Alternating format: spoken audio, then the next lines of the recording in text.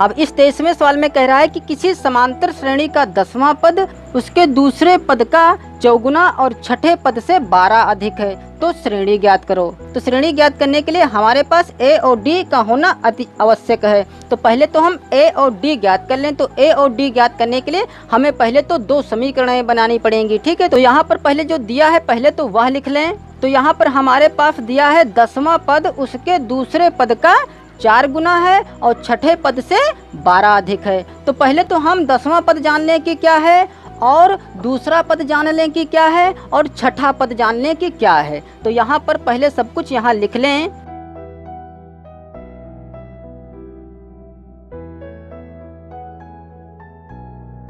ठीक है, तो हमने मान लिया कि पहला पद ए है तथा सार्वंतर डी है, तब 10वां पद क्या हो जाएगा a प्लस 9d और दूसरा पद क्या हो जाएगा a प्लस d और छठा पद क्या हो जाएगा a प्लस 5d। ठीक है, ये तो सब कुछ जानते ही हैं। तो अब जो हमारे पास प्रश्न में दिया है उसके अनुसार चलते हैं। ठीक है, तो पहली शर्त यहाँ पर यह है कि जो 10वां पद है वो दूसरे पद का 4 गुना है। तो यहाँ पर लिख दें प्रथम शर्तानुसार।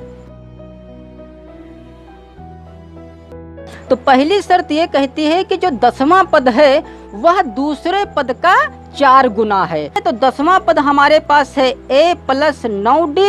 ठीक है, तो यह तो हुआ 10वां पद और कह रहा है कि 10वां पद जो है वह दूसरे पद का 4 गुना है। तो दूसरा पद यहाँ पर हमारे पास है a प्लस d। ठीक है, तो यह बराबर कब होगा जब हम इस दूसरे पद का 4 गुना कर दें। ठीक है, तो यहाँ पर हम गुणे में 4 कर सकते हैं। अब यहाँ पर देखिए क्लियर हो रहा है कि जो 10वां पद है वह दूसरे पद का, इस गुणे का मतलब होता है का 4 गुना। गुना का मतलब यहाँ पर हमने गुणा करा दिया। तो 10वां पद हमारा दूसरे पद का 4 गुना हो गया। अब इसे हम हल कर लें तो क्या हो जाएगा a प्लस 9d बराबर, यह ब्रैकेट खोलेंगे तो यह हो जाएगा 4a और प्लस का 4d। ठीक है, अब a और d एक पास ले आए तो यह हो जाएगा a माइनस का 4a हो जाएगा जब इधर आएगा तो, और प्लस का इधर 9d है और जब इस 4d को इधर लाएंगे तो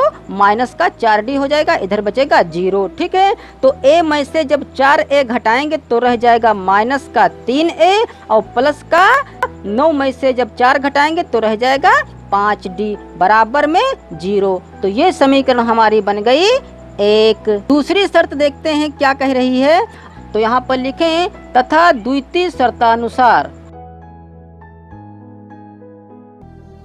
तो दूसरी शर्त क्या कह रही है कि जो 10वां पद है वह दूसरे पद का तो 4 गुना है और छठे पद से 12 ज्यादा है। कौन? 10वां पद हमारा छठे पद से 12 ज्यादा है। तो पहले तो यहाँ पर 10वां पद लिखें। तो 10वां पद हमारे पास है a प्लस 9d। ठीक है, यह जो है ज्यादा है किससे? छठे पद से 12 ज्यादा है यह। तो यहाँ पर छठा पद लिख लें। तो छठा पद हमारे पास है a प्लस 5d। तो यहाँ पर लिखें a प्लस 5d। ठीक है, तो यह जो हमारे पास 10वां पद है यह छठवें पद से 12 ज्यादा है। तो 12 हम इधर जोड़कर यह दोनों पक्ष बराबर कर लेंगे। ठीक है, अब देखिए जो यह छठे पद से 12 ज्यादा था तो हमने इधर भी 12 जोड़कर ये दोनों पक्ष हमने बराबर कर लिए। ठीक है, अब फिर हम इसे हल कर लें तो क्या हो जाएगा a और यह जो प्लस का a है इधर आएगा माइनस का a हो जाएगा, प्लस का 9d और इस d को इधर लाएंगे तो माइनस का 5d हो जाएगा और उधर 12 ही रखा रहने दें। ठीक है, तो यहाँ से a कट जाएगा क्योंकि प्लस माइनस के हैं दोनों।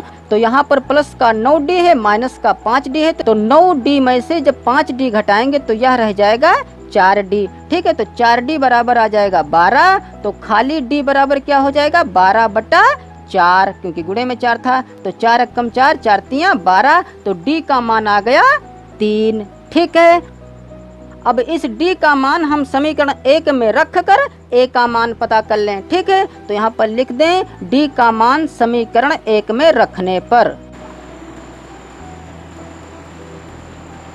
तो जब हम इस समीकरण 1 में d का मान रखेंगे तो यह हो जाएगा माइनस का 3a और प्लस का 5d और d की जगह पर रख दें 3 और बराबर में है 0। ठीक है। तो यह हो जाएगा माइनस का 3a बराबर, यह देखिए हो जाएगा 5 तिया 15, और 15 जब उठाकर हम उधर लेकर जाएंगे तो माइनस का 15 हो जाएगा, क्योंकि इधर प्लस का 15 हो जाएगा, जब उधर लेकर जाएंगे तो माइनस का 15 हो जाएगा। अब इधर भी माइनस है इधर भी माइनस है, कट जाएगा। तो a का मान हमारे पास क्या आ जाएगा, a बराबर इस 3 को उठाकर हम इधर लाएंगे तो बटे में हो जाएगा, तो 3 अक्कम 3 और 3 पचे 15, तो a का मान आ गया 5।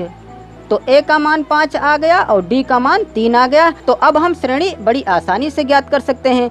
तो यहाँ पर लिख दें अतः श्रेणी, तो श्रेणी हमारे पास क्या हो जाएगी, पहला हमारा स्टार्टिंग का पद होता है a, तो a हमारे पास 5 है, तो यहाँ पर लिख दें 5। ठीक है। अब जो हमारा सार्वंतर d आया है वह इसमें जोड़ते हुए आगे चलते रहें तो हमारी श्रेणी प्राप्त हो जाएगी। तो 5 में हम d जोड़ेंगे कितना, 3, तो 5 में जब 3 जोड़ेंगे तो यह हो जाएगा 8, फिर 8 में 3 जोड़ेंगे तो यह हो जाएगा 11, फिर 11 में 3 जोड़ेंगे तो यह हो जाएगा 14, फिर 14 में 3 जोड़ेंगे तो 17। इस प्रकार से आगे हम बढ़ते हुए चलते रहेंगे। ठीक है, लेकिन बस इतना ही छोड़ दीजिए, इतना ही काफ़ी है। तो ये हो जाएगी हमारी श्रेणी और यही हो जाएगा हमारा आंसर।